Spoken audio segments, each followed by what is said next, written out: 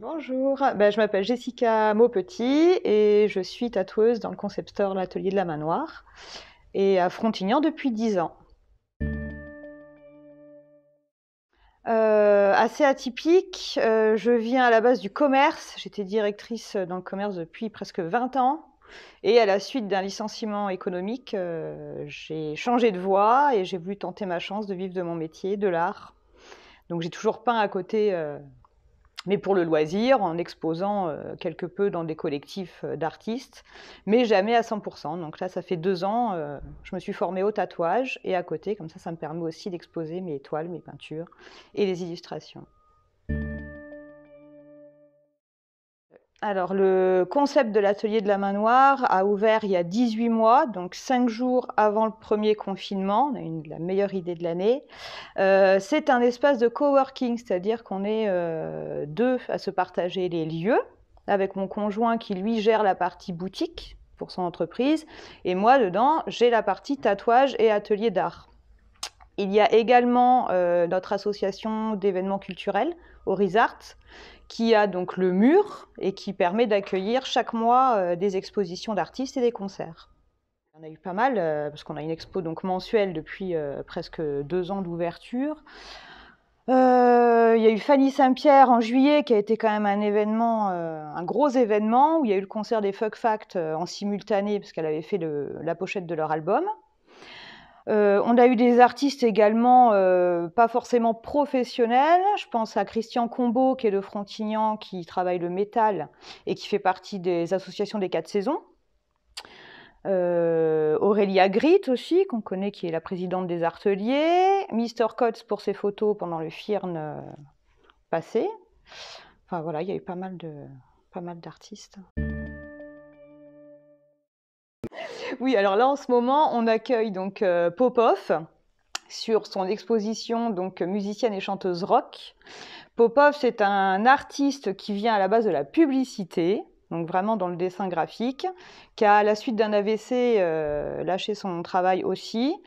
Et il s'est mis à la peinture, c'était vraiment un exutoire pour lui. Comme c'est quelqu'un d'assez actif dans le milieu culturel, dans les concerts, il s'est inspiré en fait des chanteurs, des chanteuses qu'il voyait pour les redessiner, les peindre. Donc là, il nous a axé cette expo sur les femmes. Alors, la définition du féminisme, pour moi, c'est un vrai combat au quotidien. Par contre, personnellement, moi, je dois le mener et je pense qu'il faut le mener avec les hommes. C'est pas du tout les femmes contre les hommes. Je pense qu'il faut qu'on avance ensemble et je pense qu'il y a un problème d'éducation. Voilà, donc c'est vraiment avancer tous ensemble dans nos différences pour justement que les femmes aient les mêmes droits, parce qu'il y a encore des écarts. Après, selon les pays, il y a des choses beaucoup plus dramatiques que d'autres, on est bien d'accord. Mais du coup, il y a des combats à mener à l'international, quoi. Moi, je suis déjà anti-communautarisme à fond. Donc déjà, tout ce qui est extrémisme, je peux pas. Donc en fait, les groupes féministes qui vont être justement anti-hommes et au point de se dire vraiment, je me permets tout et c'est à l'homme de ne plus rien penser et ne rien faire, ça ne fonctionnera pas. Vraiment, on peut pas non plus enlever tous les rapports hommes-femmes. C'est pour ça, comme je dis à la base, il faut avancer ensemble. Et il y a des groupes féministes auxquels je pense aux Femen, hein, où j'adore par exemple leur façon d'agir. Je trouve que le fait qu'elles se soient mis nues pour se faire voir, parce que personne ne remarquait leur combat, ça je trouve ça fabuleux. Mais ça va, pour moi, il y a une part en tout cas des Femen maintenant qui vont trop loin. Vraiment, parce qu'elles deviennent anti-hommes, vraiment. Alors qu'à la base, le projet était super, quoi.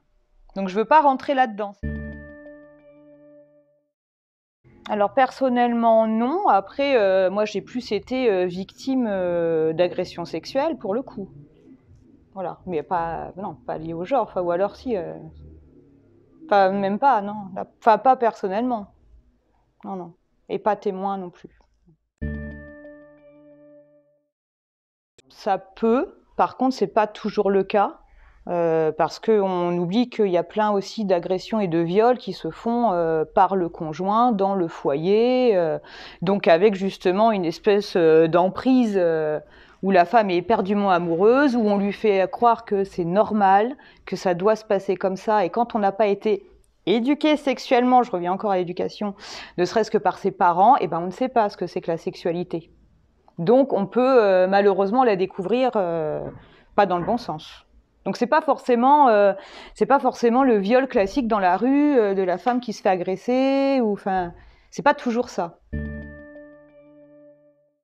Je pense qu'il y en a.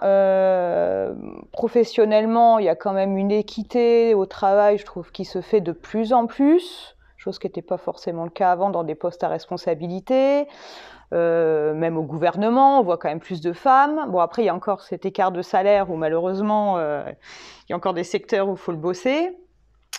Par les manifestations, par des combats, quand même, je pense qu'il y a des choses qui commencent un petit peu à rentrer dans les mœurs sur les nouvelles générations, surtout qui vont peut-être agir autrement entre eux, justement, dans leur rapport. Je parle aux jeunes couples, ou j'espère en tout cas que les garçons seront plus à l'écoute de leur conjointe. Ouais. Alors comme je dis, c'est pareil, faut tomber dans le bon sens, hein, on va pas se balader toute nue dans la rue. Maintenant, c'est vrai qu'on est encore parfois pas rassuré, ou à se poser des questions de je sors ce soir, je vais pas mettre de robe parce que je risque de rentrer toute seule. Et ça, c'est encore des choses qu'on ne devrait pas se poser. Enfin voilà, sans parler de tenue vulgaire, hein, mais des fois, ne serait-ce qu'un petit décolleté ou une jupe, c'est déjà de trop. Et je pense que voilà, il faut arrêter de devoir en tout cas se poser ces questions, quoi. Mes peintures sont nées, donc j'avais, on va dire, 15 ans vraiment quand je me suis mis à peindre. J'ai toujours dessiné avant, mais la peinture est venue vers mes 15 ans. Donc 2 ans après, vraiment,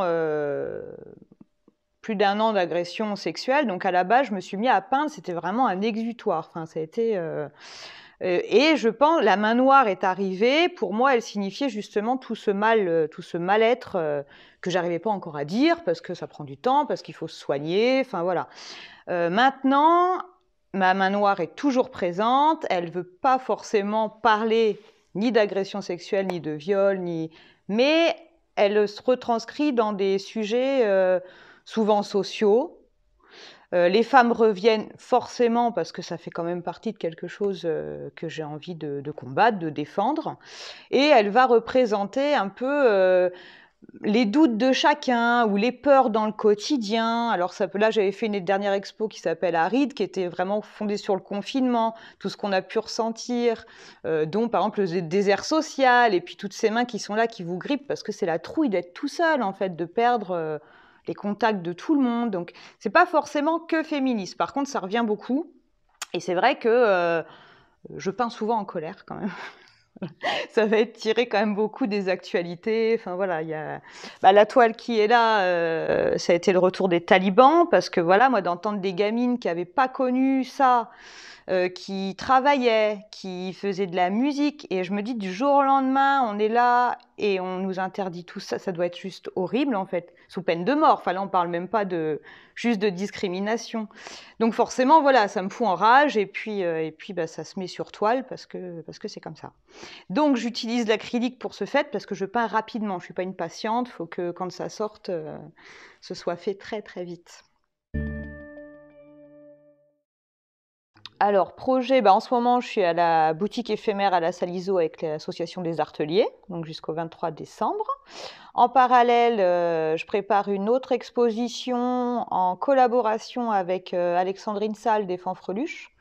On va exposer chez Archivolt, cabinet d'architectes, mi-janvier, avec justement donc une collab textile et peinture. Donc ça va être assez intéressant, avec des gros volumes, vu que c'est un lieu qui est beau, qui est bien grand, il faut vraiment le meubler.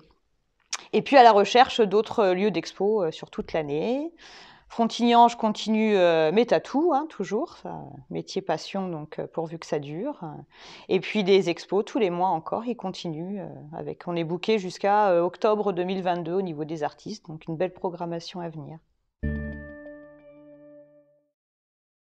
Oui, le mot de la fin serait qu'au-delà donc du combat féministe, on va tous passer de très très bonnes fêtes ensemble, et on pense à faire ces petits achats dans les commerces indépendants de la ville de Frontignan, c'est important de faire vivre justement les commerçants qui luttent toute l'année, surtout dans cette période de pandémie, pour les cadeaux et pas que, tout au long de l'année.